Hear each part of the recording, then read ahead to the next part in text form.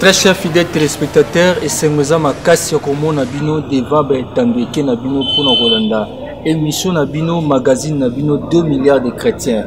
2 milliards de chrétiens, tout tombe la combo à Christ, et tant de royaumes naïe, dans l'extrémité monde. 2 milliards de chrétiens pour nous permettre, chers à la beaucoup plus large, de Tchelabino rubrique Otobengaka, les rendez-vous avec le Seigneur. Les rubriques qui permettent de beaucoup en contact dans l'église, l'adresse de l'église, le programme de culte, convention, séminaire, études bibliques, bref, réalité à Christ et Missalanaï.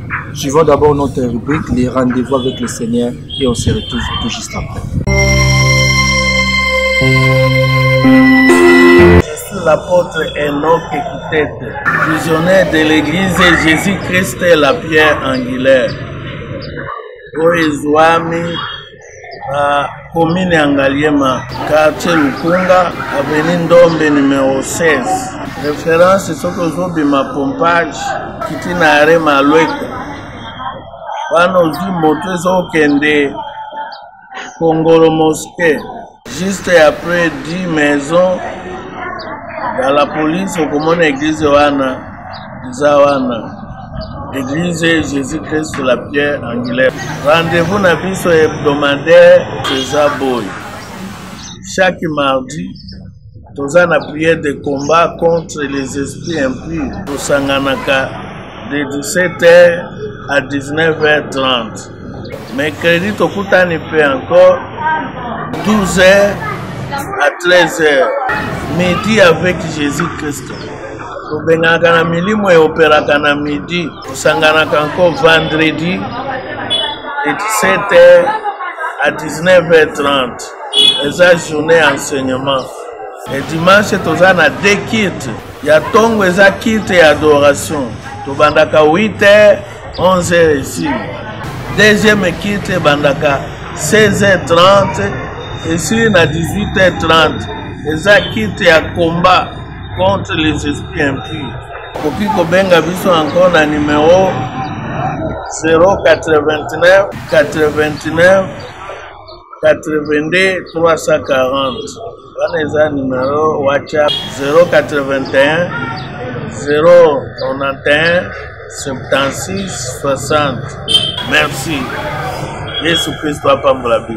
Papa, maman, to bengisiyo na église na biso à Saint-Capompage, église Oizwami na avenue Nzolana numéro 21. Boye Kambami na révérend pasteur Ngoyi. To sambelaka chaque jour de 17h à 19h30. Chaque dimanche, to sambela na ngonga ya 9h30, 12h30 hier civil. Chaque mercredi, jeudi, vendredi, tozalaka na prophétie na 10h, 12h. Nous avons musika soko zumutuka oyo ikukumisa magasin. Tunikaka arrêt à pompage bakolakisa yo ozumutuka pompage okomi na arrêt malweka otumpomoneka. Référence ni pomoneka. Okomona pendant moniga komi aseka pompage. Nous allons côté ya barompo ngaba ozuka mutuka ipeni okomona mutuka ya pompage ozui okiti na rena loka okomona aseka pompage ezalina avenue Nzolana numéro 21.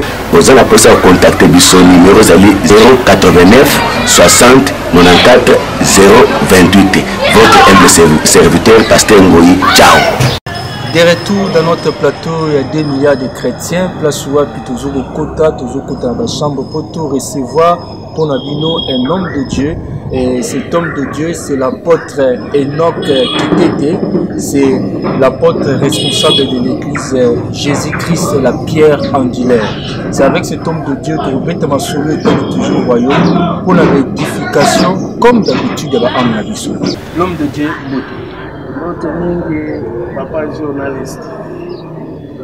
L'homme de Dieu, qui tient vraiment tout ça, il descend vraiment dans l'église Jésus-Christ, la pierre angulaire. Mais toujours la question, moi, la curiosité, pour va composer Bélé dans mon église, pour tambour dans l'église de Bélé. Mais l'église où tu as Jésus-Christ, pierre angulaire. Moi, commentaire un peu dans le combat. Comment monsieur Zate, est-ce que vous avez un d'autres commentaire ou qui est l'homme de Dieu na Congo l'église où Jésus-Christ, la pierre angulaire. Merci journaliste Kombo eza Kombo ya révélation. Bon, révélation utikati na Bible. Jésus-Christ la pierre angulaire. Jésus-Christ est mon côté pierre angulaire.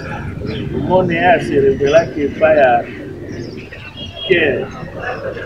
Azo tuna Yesu atuni batunga na za nani, batu balobi na za nani, balobi za apostle, bamukupa za prophète, musali munene. Thomas Pierre aza kwebisa ye, vous êtes le fils de Dieu très haut. Thomas Pierre. Thomas Pierre ayebisi Yesu Kristo. Yesu aza koyebisa Thomas Pierre. Alobi eza makila na misuni révélé yo te. Eza papa ya likolo nde a révélé yo. Enga na koyebisa yo, yo pe oza nani? Pierre. Et si cette pierre je bâtirai mon église. On a kolakisa ke église Jésus-Christ pierre angulaire. Eza Yesu ye mokolobi alobi mon église. Eza église ya batu te. Eza église ya association ya batu te. Eza Wami na mabeton, eza révélation pour te parler ensemble. Donc, l'église Jésus-Christ la pierre angulaire, eza révélation, ya Yesu ye moko. Nde mutu aliposo komona pa pour Bible mobimba. Alobi, l'église na eza pierre angulaire. Merci, c'est ça la révélation. Yango to kitipi awa toza vraiment na église na ye pierre angulaire. L'homme de Dieu to recevoir yo na 2 milliards de chrétiens. En tout cas, to biso na bandeko na biso bazotala biso to na ese na makasi ya recevoir yo. L'homme de Dieu lelo thème oyebi biso oyebi la délivrance des liens sataniques. L'homme de Dieu, délivrance des liens sataniques. Mais pourquoi je suis à témoin? Ni non motivé yo au tient la place publique les lois en tout cas il faut balancer quand même information par rapport au Italie la délivrance des liens sataniques. Pourquoi je suis à témoin? Oui, merci. La terme c'est le message ensemble. Ensemble à ça que l'autre côté sans révéler banaï. Na Amos 3 et le Bible. Na nzambe a révélé biso a pesi terme. Eza révélé spécifique pour te pas nan ya nzambe. Na Psaume 107 verset 19 à 20. Bible za kolobani. Na ba passe, bato bazana ba passe belé. Na banda ko na ba hôpital na ba mizala na ba quartier na ba église ba kota. Maintenant nzambe amoni passe ya bato wana. Nde a révélé biso apesi biso message mpona kolakisa bato babima na pasi wana bakobima na ndenge nini na nzela ya terme oyo apesi biso délivrance des liens sataniques na lingala eza koba bokangolami ya milimu ya singa ya Satan. Bokangolami ya singa ya Satan. Délivrance des liens sataniques. L'homme de Dieu, tu comptes vraiment le thème parce que tu connais déjà, tu bomani déjà pour te dire, mignon est battu dans le cadre de thème ouana, le thème où la délivrance des liens sataniques. Au cas où la yasinga, ya Satan. Mais quelque part on a tout le monde la thème de biso, les liens sataniques. C'est tout pour y lien de liens. Tout pour y parler. Ma quantité tout pour ça, on tombe dans le lien. Merci. Eh ben ça koloba lien, ça koloba blocage, ça koloba freinage, ça koloba envoûtement, ça koloba puissance moko ekangi mutu. Alingia sala, alingia koma na niveau songol azako koma te. C'est ce que toza koloba sinda. Na mukanda ya Luc 13:16. Bible lobi Yesu akoti na synagogue. Akoti na synagogue wana. Mwasi wana bande kokota na église. Ça fait combien d'années? 18 ans. Na 18 ans azokota na église mais singa ya Satan eza nini? Ekangi ye. Bible lobi ekangi pendant 18 ans. Mais akendaka kaka église. Ndo mona ta lelo bato ebele bazokende ba église baza na singa ya Satan. Et okotala bien Bible lobi nini? Mwasi wana singa Satan ekangaki akomaki pe kobe azomona musika te. Nde bato mingi bazomona musika te na makambo ya Nzambe via bango Satana akangia. Donc malgré bano kende église wana na synagogue azeka na singa azalaki kaka na singa nde ata lelo papa bato batondisa mi ba église basinga ekanga bango. Na kati ya église. Na kati ya église. Omoni moya tozo sambela meto zana singa Satana. Kasi omoni na like 13-16 papa. Bible lobi nini? Mwasi oyo 18 ans akendaka église mikolo nyonso. Akombolaka ayokaka jense pa maloba na Nzambe. Singa ekangi 18 ans. Maintenant grâce ezalaki jour wana Yesu akoti nde bokangola mina ye monana. Nde toza koyebisa bana Nzambe ba mingi bazala basinga na ba église na bisika ya misala na mabala bala Yesu amoni basinga wana nde yango atindeli bino message pour que basinga ekata yoka na Bible na mukanda ya Romains 7:24-25 yoka mutu moko azaolela na Bible c'est Paul aza koloba ngai mutu ya mawa bato mingi bazokende na église bazana mawa ngai mutu ya mawa nani akokangola ngai na singa oyo ya nani ya Satan nalingi nasala bolamu nakomi na bikuti nasali mabe posa osala bolamu ezali aza kokate aye kotala kati na ye eza na nguya moko kangi ye etie na bulo donc esinga eza koloba ko mutu mikuti na buloko ya Satan puissance ya Satan oye kangie ndenge ayokende liboso eza te ya ye kobala eza te kozwa misala eza te ata diplôme aswaka bane na bane akotanga malgré effort afourni azakaka na basinga wana. Alors ndio mon message on Nzambe ati okomona mususu a présenter 7 ans a échoué a découragé mais toyebisi landa matin ane oyo soto zolanda biso yaka tosambela pona yo basinga wana ekata nokozwa diplôme na yo ezala problème ya libala et je ne sais pas ya musala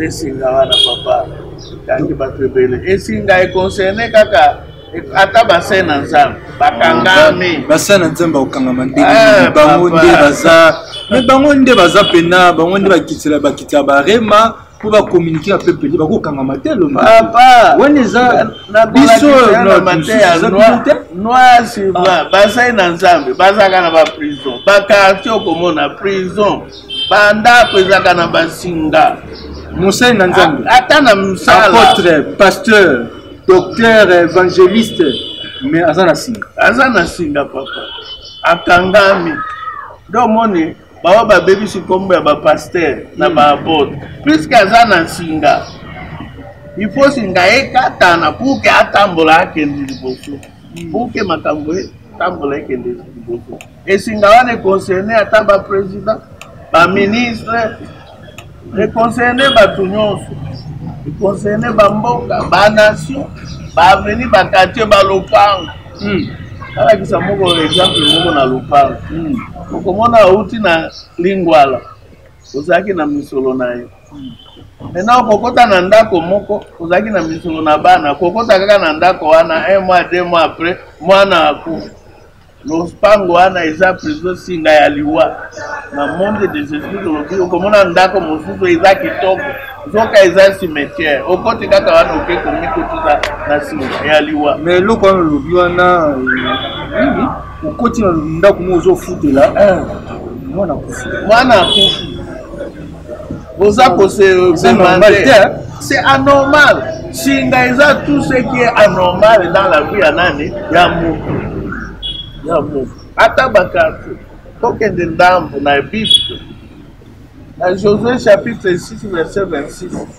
Bible lobi Josué lobi na mboka ya Jericho mutu moko akotonga te soki atongi mwana na ye liboso akokufa soki asisi kotonga ya suka Bible lobi na 1 Roi 16:34 iyela uti na ye na Betele iyela uti na Betele akomi na Jericho era komi kaka na mboka ya Jericho abandi kotonga ati kaka fondation mwana na ye liboso akufa asisi kotonga ndako mwana ya suka akufa omona ake kobomisa bana na nini na lopango asumbaki lupango anezaki na basi papa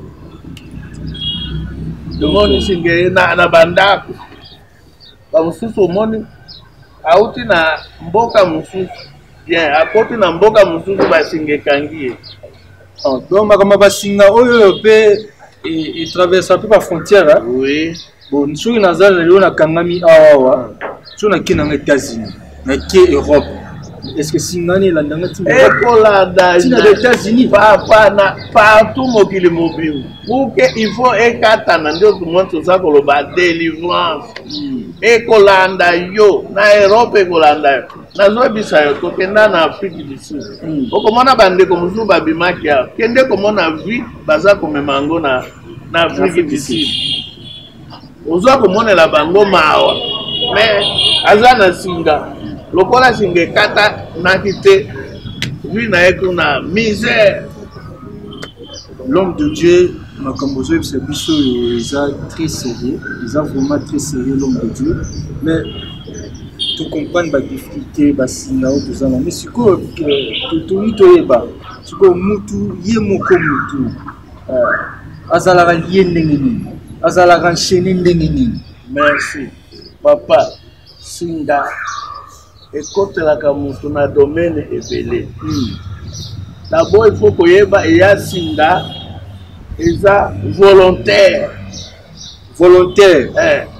c'est-à-dire ye moko ayebi aza kosala eloko oyo ya mabe akei kosala yango nde babengi singa volontaire ya koyeba topesi ndakisa moto moko akei epai ya banganga akei koluka nini mbongo nane apesa bakisi po azwa mbongo okomona ata bamama akei epai ya nganga apesa ye kisi po mobali na ye alinga ye makasi ayebi ke akokende epai ya nganga aza conscient akei adeside nakende na nga akokende epai ya nganga wana akei na conscience na ye na ame na ye baacte nyonso satana kosala na nzoto na ye nganga wana amikotisi na lien puisque nganga aza agent ya satana agent ya satana asalaka ke kokangama.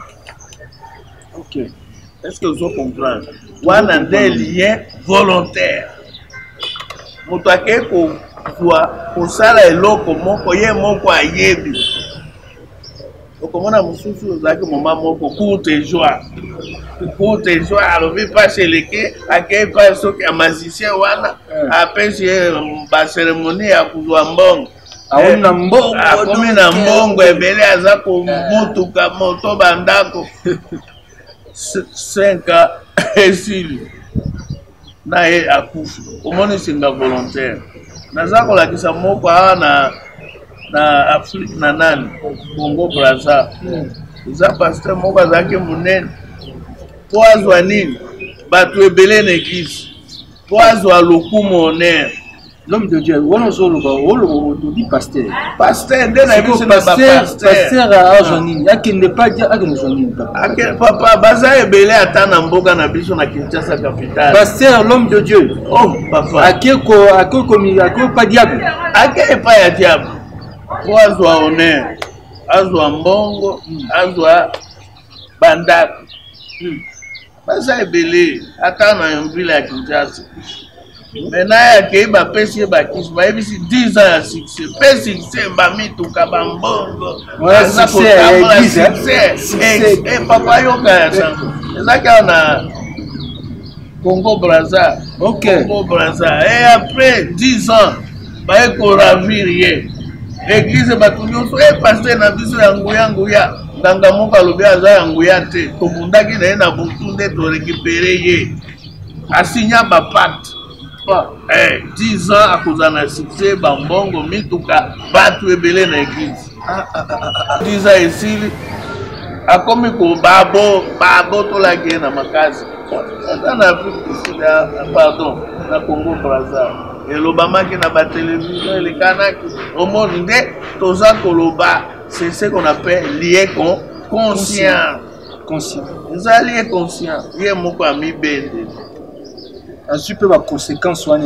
ekomeli ayebi ke donc wana ntongo okende ngo ozwi okoti na lien wana conscient oyebi mpe mbano na yo oyebi eza bosuka na ngai nde nakoti makambo eza boye oyebi eza conscient osinye kaka osinye obosani ke yesu nde aza mokonzi ya milimo nyonso yesu nde apambola bible elobi yesu na Jérémie 29 donc 29 11 alobi nzambe alobi na pla meveye na nani na motu nyonso mais bamingi bazozela pla ya nzambe te baza kokende komikotisa na lien ata wana kinshasa baza ebele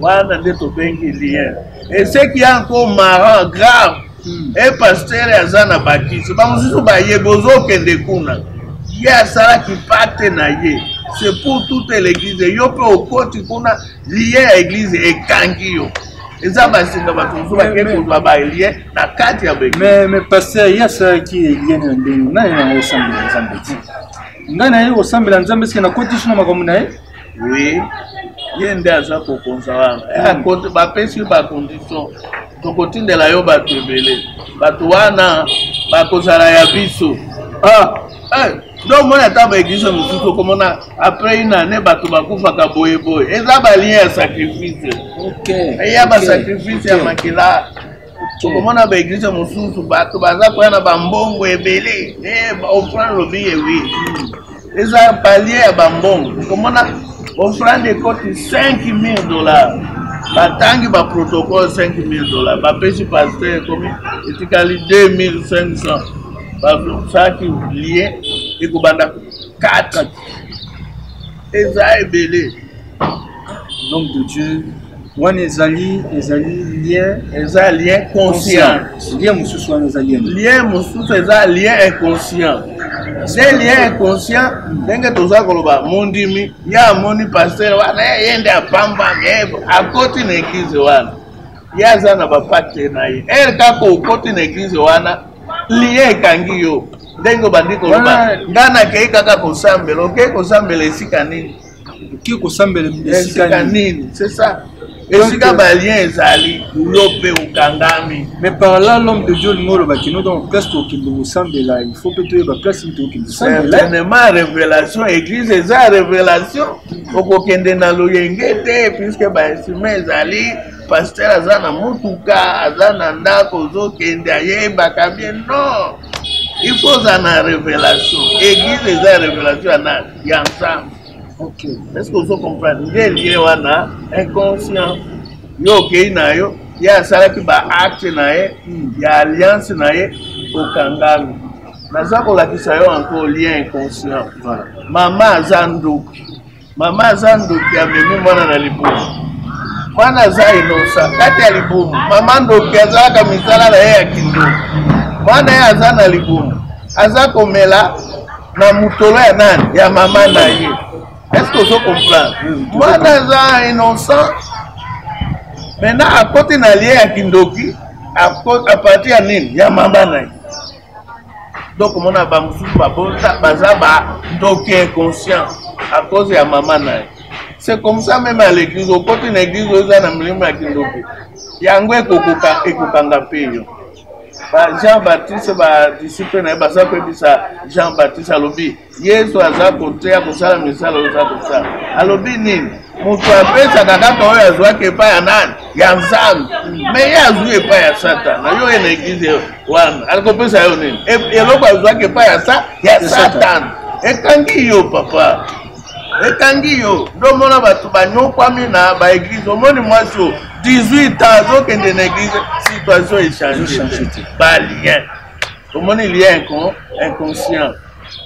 L'homme de Dieu lobi ke moi naza na kati ya libumu à partir ya libumu moi naza innocent aza kokota na lien pe à partir déjà libumu ya mama na ye ya bana babotami ndoki omoni ayebi te moi naza innocent ebe eloko te papa na biloko aza kolia mama na ya biloko ya kindoki aza na pouvoir ya kindoki eza mwana ye aza kolia ye pe aza kozwa pouvoir wana ya kindoki singa ya kindoki desinga lien komona mwana mususu abota mwana azandoki oui abota mina lien ya mama nga na yebi te elko kokota na ke amikuti na kindo puisque eza basigne ya lien etalisama bao bakolanda biso tokomona yango balien otali yo moko moni wi oza na lien nom de Dieu makambo ozoyebisa biso touché biso na bavi na biso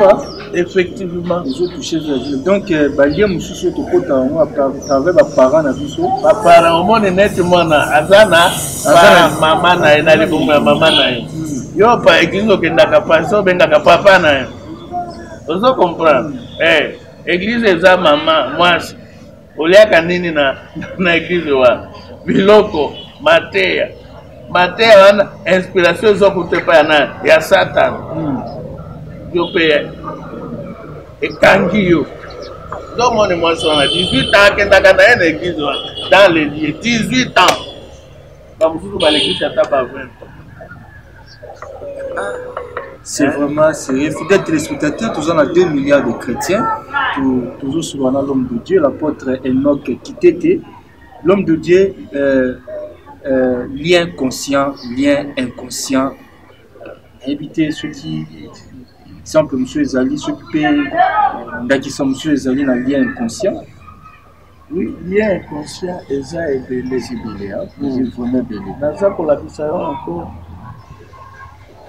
Na bakado bapesa kabisa comment nata na mariage doza na fête ya mariage domoni mingi ana Kinshasa mawa na mariage okomona bakado bazopesa eza kotia na nini na lien yo kanisi esengo wana il y a déjà balien basinga atia puissance na kado wana moni base mususu kuzaye délivrance azuaki singa ya kozanga kobota aparti ya nini kado bapesaki ye et c'était kado nini eza kado emballé batikaka banani bapapier mouchoir bien emballé là-bas elle kaka asimbi nde tobi lien eza puissance asimbi kaka wana estili mbala moko ekangami tokotanga ata na bible okomona na Jean 13:27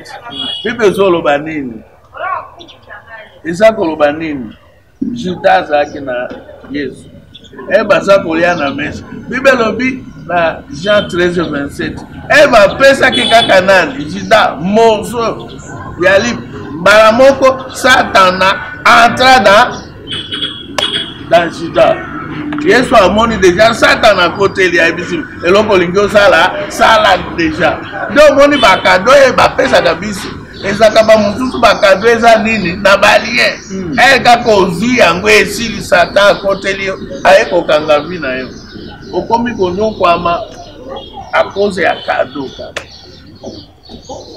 lomoni kado fait partie na lien inconscient namoni bandakisi eza tellement belé donc surtout bitokutana moko azobeta biso lisola vi na ye pour comprendre que bali yango eza vraiment eza pena ekoma neti vi na biso papa bato baza na bakati ya balie makasi papa lien makasi yo moni ata na baeglise église eza puissance ya nzambe lokola bato bakoti na église baza ya puissance ya Satan eza kati na bango pour que église ekende liboso eza te bato eza te puisque eza na lien donc moni délivrance na Colossiens 1:13 alobela kobani kodélivre mutu de la puissance des ténèbres puissance ya ténèbres aussi longtemps mutu aza na puissance ya ténèbres ekotambola te. Mais l'homme de Dieu, en tout cas, au détaillé, tout détaillé, sur la lien, on te comprendre vraiment, on se situe, mais à les 2 milliards de chrétiens, mais aujourd'hui, la délivrance des liens sataniques, il y a Singa, il y a Satana. Mais c'est comment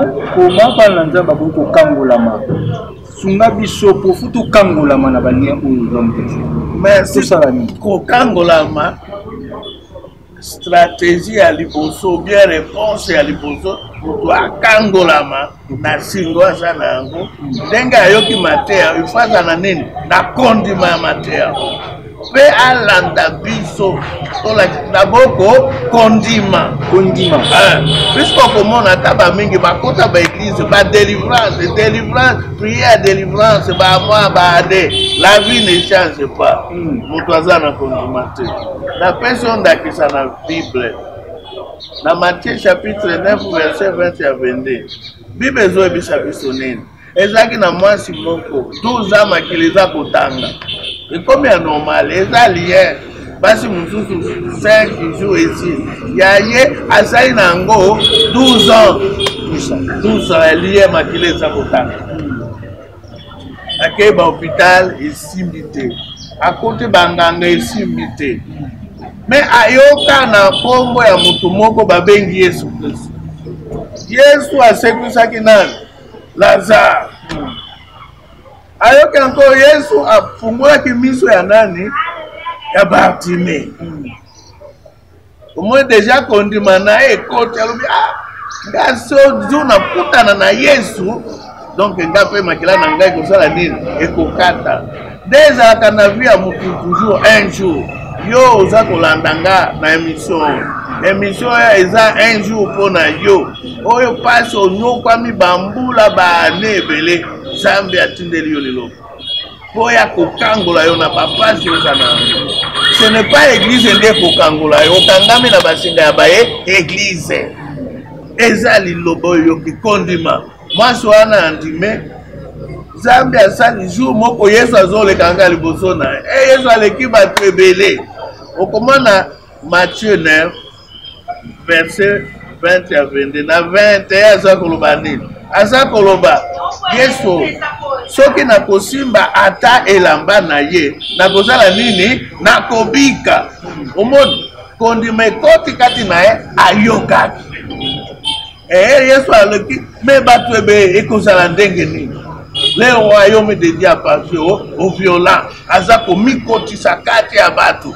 kino ndenge azaki na kondima asimbi kaka elamba ya Yesu makila esani ekatani Yesu pe baluki balobi moto moko asimbi nga bantongo bazaki pembeni maître eza nini bato nyonso baza kobuskile yo nde olobi moto moko asimbi alobi wi nayoki nguya epimi kati na nga esimbi moto moko mwasi wana alobi ngai omoni Yesu ayebisi nini kondima na yo esala nini ebikisa yo me lelo bato baza na kondima te balingi kaka baje ya bamiracle yamba baza koyambisa ye miracle eyamba pambama mais d'abord c'est kondima. Mais l'homme de Dieu nga naza na singa ya inconscient na ebite que naza déjà lié na otia kondimande nga na ebite que naza lié. Maintenant c'est comme ça ezaka moto okoyeba oza lié ndenge nini quand dans ta vie les choses ne marchent pas et lokolingi osala ozo okoma te il y a une force qui te retient nguya moko ezo bendo vers le bas. Job aza koloba nini Job 30 verset 26 à 27 aza koloba nini nga naza kusatande na bonheur malheur nde ekomelinga omoni singa aza kosatande na bonheur malheur nde eza kobimela ye alobi aza kosatande na kimia calamité ekomeli ozomona omoni situation moko mabe et se répéter 2 fois na vie na yo 3 fois déjà c'était et signe enseignement ebisa yo quelque part aux aliens prend conscience déjà sois conscience et on prend des décisions au bimana eloko wa est-ce que vous comprenez ndomoni mwasi ya makila azwa basi nyonso ezaka 5 jours 4 jours comment kanga 12 mois et 12 années 12 ans alors ben non il faut na que des pas à moutoir comme la foi n'inviter ceux qui c'est une ferme assurance à parfois une démonstration à parfois orientation sur les amis il y a isa ebele ya mibale eza nini losambo papa osambela ya kolemba te papa balosambeka est-ce que J'ai lobby, vous priez et vous ne recevez pas parce que vous priez, vous demandez mal. Mususu aza kota na kindumba, aza na lié à kindumba, aza kosambela. Zambia koyanola, il faut d'abord singa kindumba ekata. C'est pourquoi que tout ça qui n'a pas passé, baza na balien za ebele, so ki toko décortiquer. Zambia asala kana ba bidoté. Zambia, il faut singaler ça la nini ekatana d'abord. Est-ce que vous comprenez? Ce qui se mourra ne katanité. Donc, il faut d'abord le sambo de deuxième élément, c'est katana, le sambo. Dans le sambo, tout le monde a acte des apôtres 12. 12, au verset, ok, na 12. La Bible est bisibisonnée. Pierre Bakangi na bolo. Bien de prison. Batumou bazana via makamwisa ebele. Pierre Azaki représentant l'église à Jérusalem. Bakangi na prison. Dans Hérode. Et batu bazui conscience. Dans acte 1 à 12 okotanga ok ya 12. Balobi Hérode akangati Jacques abomi. Lelo akangeli biso encore nani Pierre. Aboma, Bible lobby, église lobby, non, bazui conscience lobby. Baboma qui Jacques, mais Pierre, non. Bible lobby, église, tika qui consemble la terre. L'église ne cesse pas de prier pour Pierre, pour Yazaki na prison. Maintenant, l'église bandait qui consemble, les hommes a tindi mou angelou na prison à l'anti Pierre, Yazaki déjà, espace, on se l'a kazuba pour lui, ça va bomber. Maintenant, dans cela, le sambo, Zambie a dit moi solo. À côté, na prison ya kati. Lokola Zaraki nan. Moukambi église à Jérusalem. Prison les banda basoda, bas sentinelle. Na kati pe 4 sentinelles. Donc, on a vu à Batiza, na Balien, na Badem. Yazo Akamong. Elle a vu Mongo, a comme un andako problème yé. Mongo no c'est bakanga mabogo na ya kusimba Mongo. Elle a joué mbongo de maladi nde liwa azaki na projet ya kosumba mutuka ya kotonga ndako atonga kate bambula na bambo. Maintenant église est priée Zambia atindi mwanzo akuti Pierre aza déjà dépouillé. Eza batu mususu bazana balien ba dépouiller bango totalement. Pierre ba dépouiller sapato. Bilamba, bas ceinture, bas kazaka, c'est ça la symbole spirituellement. Toujours qui est de Ngonga. Et Angelo a effort à l'ensemble et pour restaurer. Angela Tabilo Cognos. Oui, bah, sentinelle, basaluana, bademoal, babimi. Tu, Pierre Azakoloba, oui, Zandoto, et vision, réalité. L'ensemble est la réalité spirituelle. Et l'ongola kangouya, yaba, singa. Kangola mo, Kangola mi abasinga le sambo. Ata le sambo. Donc on va prier à Boye. Il faut prier. Moi ça va le sambo mo ko elemba. Parce que ba musu ba sambe la kate. O mo prier à basinga yo ko beta maboko. Non, sambe la ko. Prier et ça la gane. Babimi si Pierre Angelo Albi, Lananga, Bakomi Nanzela Angelo Albi. Pierre Lobi, c'est une réalité spirituelle. Bandé organisé ça d'autres, faut que ça une réalité. Le sambo est une réalité spirituelle et l'ongola kabuku. Deuxième stratégie, le sambo ya kati ya butu. Ba Kristo ya lelo bazo la lokola ba taba. Ba soso. La Bible a dit sur na acte 16, 25 à 26. Kati ya butu Paul na sila, batelemi basambeli, bayembi louange ensemble, Bible lobe ensemble. Bakoti sili biso na baeglise na banzembo ya Satana ya mokili. Wana ekotala eloko te. Eza toujours balien mosusu ekotaka na zembo mosusu eyebaka te. Banzembo mosusu ekotisaka bato na balien. Mais kati ya butu Paul na sila bayembi, Bible basambeli na koyemba. Losambo na bango ekati bashene ya prison. Bible lobi fondement ya prison esali nini ekata nazo ebisa oyo azolandanga na nzela ya mateya oyo fondement nyonso alien na yo ezala ya makila, ezala ozwa na église, ozwa na avenue na quartier na lopango okoti nazo déclarer na nom ya Jésus Christ ezokata na Mateo za koyoka zala kaka na kondima. Bible lobi bayimbi ba fondement ya prison ekata. Bible lobi na ba chaîne ekata bato ya prison. Bima na prison ya église na yo ozali, bima na prison ya kindoki batia bandoki ya avenue, bima na prison ya bandoki ya quartier ya musala batia yo na prison ya musala ozobima na Mateo ozoyoka na kombo na Yesu Kristo. Nzambe amoni oza na prison ya libala, prison ya mombongo ozobima na kombo na Yesu Kristo.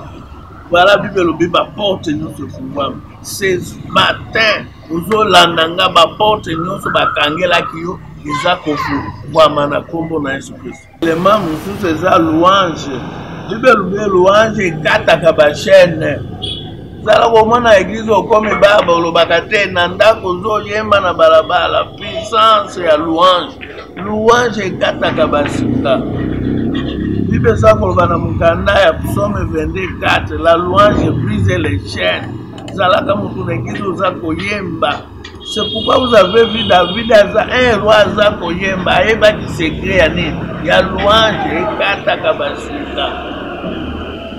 Toke koshite ate Chronique 20:22. Bible lobi pe Josaphat apesi mitindo na bayembi balati teni ya bayembi. Lelo bayembi baza bayembi te. Bazal de bateau bazal kuche kusala sketch moyembe azaka na teni ya koyemba. Bible lobi sacré. Bible lobi Josaphat apesi ode na bayembi eti ambiscade bao barangaki ya kokanga koboma bango basingekata. Mama zala mutu ya koyemba papa na koyemba. Merci. Si ya ba pratique na musala yo moko komona basinga wana kanga bina yo kokata. Au besoin kuta na biso topesa ki ba numero wana kula na Nzambe kutaisa na bina yo kozala mutu ese. L'homme de Dieu to kangola lelo na kangola na mololo na Satan naza délivré na ba lien satanique siko na tambola ndimi. Voilà, merci. Déjà basinga katanique nga naza na esengo lelo na kangola mina tambola siko ndeni. Merci papa, il faut koyeba très bien kanga yango bamususu nde omoni bakufa azwi délivrance atiki kosambela azongeli vie ya mokili. Je vous informe Matthieu 12:43-45. Bible ezoloba nini? Démon ere abimaka azongaka encore akoya kota nguya nini elongoli ye. Puisque tolobi délivrance eza kolongola mutu na puissance ya ténèbre akoti na lumière. Maintenant puissance ya ténèbre ebimi kati na yo ekosala nini? Bible elobi akokende koluka 7 démons plus méchants bakoya kozonga yango kati na bazonga susu ngamna za délivré déjà bazonga oui alobi nguya nini longoli ngawa ake kozwa renfort. Est-ce que vous comprenez? C'est comme un bon amour que ça a bitumba, ça a ma qualité, ba mercenaire. Ah, bah, il na ba mercenaire. Bible le dit, c'est démon plus méchant que lui. Elle a beaucoup de choses à vide. À propos, ta Bible le dit, situation na yo kozala pire. C'est pourquoi pour na conserver délivrance na yo. Zala mutu akosambela kolembate. Paul alobi na 1 Thessaloniciens 5:17, priez 116. Vous comprenez, il y a mis balai obéissance à la parole de Dieu. Un toujours tambour pour ça malbalançable et qui nous a camélé mon abbé. Et des trois ans à vie à prier avec gêne, prière avec gêne, pas prière il y a Kolembawan avec gêne. Yesu alobi na Matthieu 17:21. De telle sorte de démons ne sortent que par des prières et jeûnes. Mais autres aux embellis aux gênettes. Et combimanté, ma papa. Et combimanté. C'est pourquoi il faut qu'on développe Katinayo, puis à prière avec jeûne. Voilà. Voilà, on a conservé délivrance. Voilà, on conserve. Donc, on a pépélé sans problème. Sans problème. Ça, le la moi, la beauté na césarienne. Et puis, 3 mois, ça, la misère à ma casité. Ceux qui ont tous à respecter, pour te bien. Ceux qui ont respecté, et parce que quand on a opéré, 3-4 fois eza lien kuta na biso tokata lien ya opération bakomi kokata libumu na ya tuta eza lien satanique. Voilà. L'homme de Dieu comme na suka ya émission na biso 2 milliards de chrétiens na osenga au fixer vraiment regard na nombreux téléspectateurs à 2 milliards de chrétiens au en résumé nous devons retenir la thème la délivrance des liens sataniques. Merci Landi. Obozo landa biso boyebake lien satanique eza réalité spirituelle. D'abord mingi baza victime. Nzambe apesi un temps pour na mutu azwa délivrance. Message Nzambe a visité onokwa mingi na ba lien. Loka délivrance na joie conscience na vie na yo. Kozala na kondima sambela kosesete louer Nzambe komona basinge kokata faute de temps topesi bino mbote message oyo ekangola bino ezala solution na basinga na bino ekatana. Je suis la porte de Jésus-Christ, visionnaire église Jésus-Christ la pierre angulaire. Nzambe alola akangola yo na basinga nyonso na kombo na Yesu Kristo. Amen. Te remercie bien la 2 milliards de chrétiens, te remercie pour la grande équipe qui va accompagner les 2 milliards de chrétiens, Platini, Samba Platini, et tout fixer rendez-vous prochainement toujours avec le même plaisir. Ciao.